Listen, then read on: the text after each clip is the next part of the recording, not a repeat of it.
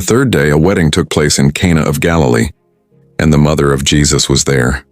And Jesus also was invited, as well as his disciples, to the wedding. And when the wine ran out, the mother of Jesus said to him, "They have no wine." And Jesus said to her, "Woman, what do I have in this that concerns you? My hour has not yet come."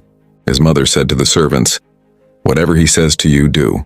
Now there were 6 stone water pots lying there, according to the Jews' rite of purification, holding 2 or 3 measures each. Jesus said to them, "Fill the water pots with water." And they filled them up to the brim. And he said to them, "Draw some out now and take it to the master of the feast." And they took it to him.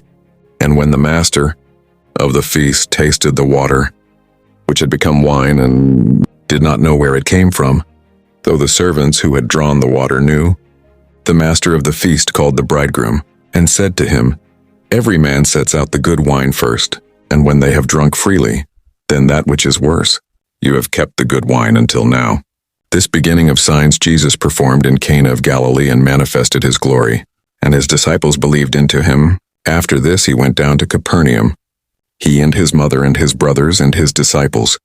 And they remained there not many days, and the Passover of the Jews was near. And Jesus went up to Jerusalem, and he found in the temple those selling oxen and sheep and doves, and the money changers sitting there. And having made a whip out of cords, he drove them all out of the temple, as well as the sheep and the oxen. And he poured out the money of the money changers and overturned their tables. And to those who were selling the doves he said, "Take these things away from here. Do not make my Father's house a house of merchandise."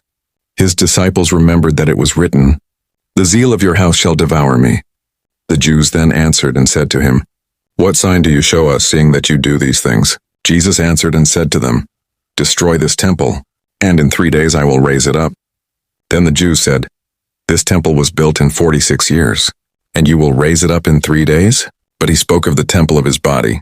When therefore he was raised from the dead, his disciples remembered that he had said this, and they believed the scripture and the word which Jesus had spoken. Now when he was in Jerusalem at the Passover, during the feast, many believed into his name when they saw the signs which he did. But Jesus himself did not entrust himself to them, for he knew all men, and because he did not need anyone to testify concerning man, for he himself knew what was in man. John 2:1-25.